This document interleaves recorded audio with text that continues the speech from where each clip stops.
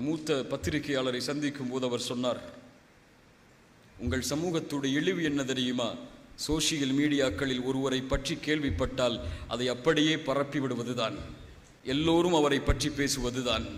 இதையெல்லாம் உரைகளில் கேட்கும்போது என் சமூகமா அப்படி என்ற நினைவு வரும். ஆனால் வாழ்வில் அனுபவித்த போதுதான் தெரிந்தது, ஆம், என் சமூகம் அப்படித்தான் இருக்கிறது என்று. இதுவரை எந்த மார்க்க மேடைகளையும் என்னுடைய தனிப்பட்ட வாழ்வை பேசியதற்கு நான் பயன்படுத்தியதில்லை. ஆனால் பயன்படுத்த வேண்டிய சூழ்நிலை இருக்கிறது என்பதை அறிகிறேன். 23 வயது இருக்கும் எனக்கு. இந்த அழைப்பு பணியில் நுழையும் போது சிறிய பிள்ளை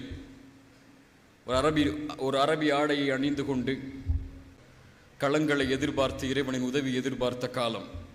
கிடைக்கும் இடமெல்லாம் ஊர்களில் எல்லாம் மார்க்க பிரச்சாரத்திற்காக செல்வேன். எந்த ஒரு தனிப்பட்ட இயக்கத்தையும் ஆதரித்ததில்லை, எந்த ஒரு தனிப்பட்ட இயக்கத்தையும் தாழ்த்தியதில்லை, எந்த ஒரு தனிப்பட்ட மேடைக்காகவும் எதையும் நான் கூறியதில்லை, பயன்படுத்தியதில்லை. இப்படியே சென்று கொண்டிருந்த அழைப்பு பணியில் 2 ஆண்டுகள் என் வாழ்வில் ஏற்பட்ட சில மாற்றங்கள், சில தாமதம். அந்த 2 ஆண்டுகளில் என்னை குறித்து பேசப்பட்ட நிகழ்வுகளை பார்த்தால் போதும் என் சமூகத்துடைய நிலைமை எம்மால் உணர முடிகிறது. எதிலும் விமர்சனம், எதற்காகவும் விமர்சனம். அவர் என்ன மொபைல் வைத்திருக்கிறார், என்ன ஆடை அணிகிறார், எந்த ஆடை எப்படி அணிகிறார், வியாபாரத்தில் என்ன செய்கிறார், தனிப்பட்ட வாழ்வில் என்ன செய்கிறார், 2 வருடம் ஏன் அவர் இல்லை, அவருடைய குடும்ப வாழ்வில் என்ன பிரச்சனை, அவருடைய சொந்த வாழ்வில் என்ன பிரச்சனை, என்ன செய்தார், என்ன செய்து கொண்டிருக்கிறார். ஒவ்வொருவரும் எழுதக்கூடிய எழுத்துக்களை பார்க்கும்போது கொஞ்சம் கவலை வருகிறது. இந்த சமூகத்திற்காகவா நான் உழைத்தேன் என்று. இல்ல மாஷா அல்லாஹ், அல்லாஹ் பாதுகாத்தவர்களை தவிர. கண்ணியத்துக்குரியவர்களே, நான் சம்பந்தப்பட்டிருக்கிறேன் என்பதற்காக இதை சொல்லவில்லை. இது போன்று எத்தனையோ மனிதர்கள் பாதிக்கப்படுகிறார்கள். நம்மால், நம்முடைய நாவுகளால். மனம் வலிக்கிறது. முஹம்மது ரசூல் ஸல்லல்லாஹு அலைஹி வஸல்லம் அவர்கள் இந்த சமூகத்தை விட்டு சென்ற நிலையையும் இப்போது இருக்கக்கூடிய நிலைமையும் பார்க்கும்போது ஒரு நிகழ்வை சொல்கிறேன். அதற்கு முன்னால் இது போன்ற விமர்சனங்கள் யாரால் பேசப்பட்டதோ, என் தனிப்பட்ட வாழ்வை பற்றி, என் வாழ்வில் இருக்கக்கூடிய பிரச்சனைகளை பற்றி, அவர்கள் யாராக இருந்தாலும் என் மீது நல்லெண்ணம் கொண்டு இதுவரை அதிலிருந்து விலகி இருந்தவர்களுக்கு அல்லாஹ் அருள் செய்வானாக. அதிலே மூழ்கி அதில் பரப்பக்கூடிய காரியத்தில் ஈடுபட்டு பிறருக்கும் சந்தேகத்தை ஏற்படுத்தக்கூடிய நிகழ்வில் ஈடுபட்டவர்களை அல்லாஹ் மன்னிப்பானாக. அவர்களுக்கு மன்னிப்பு தான் என் புறத்திலிருந்து எம்மால் செய்ய முடிகின்ற ஒன்று. நான் மன்னிச்சுட்டு தான் சொல்கிறேன், மன்னிச்சிட்றேன். ஆனால் தயவு செய்து சமூகத்திற்காக உழைப்பவர்களுக்கு கரம் கொடுங்கள். அவர்களை எப்படி அழிக்க வேண்டும் என்று திட்டம் தீட்டாதீர்கள். அல்லாஹ் பாதுகாப்பானா. எந்த விமர்சனம் வந்தாலும் அதில் தெளிவு பெறாமல் பிறருக்கு எடுத்து வைக்காதீர்கள். ரசூலுல்லாஹி ஸல்லல்லாஹு அலைஹி வஸல்லம் அவர்களுடைய சபையில் சஹாபாக்கள் உட்கார்ந்திருக்கிறார்கள். உட்கார்ந்திருக்கக்கூடிய நேரத்தில், ஆஹா, என்ன சபை அது, தூதரின் சபை, நபித்தோழர்கள் அங்கே. அல்லாஹ் அந்த சபையை சொர்க்கத்தில் எமக்கு அருள்வாளிப்பானாக. ஒரு பெண்மணி ஓடி வருகிறார்கள். நாம் எல்லாம் அறிந்த செய்திதான். ஓடி வருகிறார்கள். தூதரே, விபச்சாரம் செய்து விட்டேன் என்று சொன்னார்கள். அந்த பெண்மணி நாடி வந்தது மரணத்தை, கண்ணியத்தை அல்ல, மரணத்தை. விபச்சாரம் செய்து விட்டேன் தூதரே. தூதர் முகத்தை திருப்புகிறார்கள். விபச்சாரம் செய்து விட்டேன் தூதரே. முகத்தை திருப்புகிறார்கள். சாட்சி கேட்கிறார்கள். கரு என்று சொன்னார்கள். குழந்தையை பெற்றெடுத்ததற்கு பிறகு வா என்று சொன்னார்கள். குழந்தையை பெற்றெடுத்ததற்கு பிறகு வந்தார்கள். பால் குடித்து முடித்ததற்கு பிறகு வா என்றார்கள். பால் குடி மறக்கடித்ததற்கு பிறகு வந்தார்கள். குழந்தை ஒப்படைக்கப்பட்டது. அந்த பெண்ணுக்கான தண்டனை திருமணம் செய்து உபச்சாரம் செய்திருந்ததால் கல்லால் எறிந்து கொலை செய்யும்படி கட்டளையிடப்பட்டது. தண்டனை நிறைவேற்றப்பட்டு கொண்டிருக்கும் போது ஹாலித் இப்னு வலீதுடைய கரத்தில் இரத்த துளிகள் விழுகிறது. ஹாலித், சீ, ஒரு உபச்சாரியின் இரத்தம் என்று கொஞ்சம் அருவருத்தார்கள். தூதர் சொன்னார்கள், ஒரு பாவம் செய்து கண்ணியத்தை இழந்து கொண்டிருக்கக்கூடிய ஒருவருடைய கண்ணியம் கீழே விழுகிறது. சீ என்ற வார்த்தையால் தூதர் சொன்னார்கள், ஹாலிதே, யாரை சீ என்கிறாய்? இந்த பெண் அவருடைய பாவத்தை நினைத்து பாவ மன்னிப்பு செய்ததை மதீனாவில் வாழக்கூடிய ஒரு கூட்டத்தார்களுக்கு பங்கு வைத்தாலும் ஈடாகாது. ஹாலித் மாயிஸ் இப்னு மாலிக் ஓடி வருகிறார். தூதரை, விபச்சாரம் தண்டனை கொடுக்கப்படுகிறது, தாங்க முடியாமல் ஓடுகிறார்.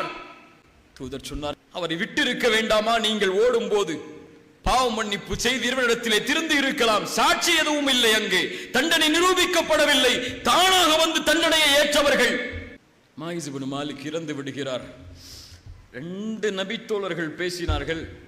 அந்த வார்த்தையை சொல்லக்கூடாது. அது அடிபட்டு கிடப்பதை போன்று இந்த பாவத்தை செய்து அடிபட்டு கிடக்கிறாரே என்று தூதருடைய காதில் அந்த நிகழ்வு விழுந்தது. ஒரு முஃமினின் குறை வெளிப்படுத்தப்பட்டு தண்டனை கொடுக்கப்பட்டு அவனுடைய கண்ணியம் 2 பேரால் கீழே விழுகிறது என்பதை அறிந்த தூதர் நடந்து சென்றார்கள். செல்லக்கூடிய வழியில் ஒரு இறந்து அழுகி போன கழுதை கிடந்தது. அந்த இருவரையும் அழைத்து சொன்னார்கள், இறங்கி அந்த கழுதையை சாப்பிடுங்கள் என்று. நீங்கள் அந்த தோழரை பற்றி பேசியதை விட இந்த செயல் மிக விருப்பமானது என்று சொன்னார்கள். கண்ணியத்துக்குரியவர்கள், நம் சமூகத்தை பாதுகாக்க வேண்டிய நிலைமை இது. ஒற்றுமையோடு இருந்து ஒருங்கிணைந்து எம்முடைய குரல்களை உயர்த்த வேண்டிய நேரம் இது. இதில் நாமே நம்முடைய அழிவிற்கு காரணமாகிவிடக்கூடாது. சமூகம் சீர்தூக்கி பார்க்க வேண்டிய முக்கியமான அம்சத்தில் ஒன்று, நாம் சோதிக்கப்படுவதற்குரிய முக்கியமான காரணத்தில் ஒன்று, மீண்டு வர வேண்டிய அம்சத்தில் மிக முக்கியமான அம்சத்தில் ஒன்று, பாவங்களின் எல்லையில் எல்லை அது. சாதாரண அம்சமாக எம்முடைய நாவுகள் செய்யக்கூடிய மிகப்பெரிய குற்றம், அநீதி அது. கவனத்தோடு கேளுங்கள், இறைவன் எம்மை இதிலிருந்து சீர்படுத்துவானாக. வலா யக்தப் பஅதுகும் பஅதன் அயுஹிப்பு அஹதுகும் அயஅகுல லஹ்ம அஹீஹி மைத்தன். ஒருவரை பற்றி புறம் பேசாதே. உன் சகோதரனின் மாமிசத்தை அறுத்து சாப்பிட விரும்புவாயா? வெறுக்க மாட்டாய்? எவ்வளவு கடுமையோடு இறைவன் பேசுகிறான் பாருங்கள். வெறுக்க மாட்டாய்? அப்படி இருக்கும்போது உன் சகோதரனை பற்றி ஏன் புறம் பேசுகிறாய்? புறம் என்றால் என்ன? முஹம்மது நபி இடத்திலே கேட்கப்பட்டது, புறம் என்றால் என்ன? அவன் இல்லாத நேரத்திலே அவனை பற்றி பேசுதல், அவன் வெறுக்கக்கூடிய செயலை. முஹம்மது நபியே அவன் செய்த செயலை பேசுவதில் என்ன தவறு இருக்கிறது?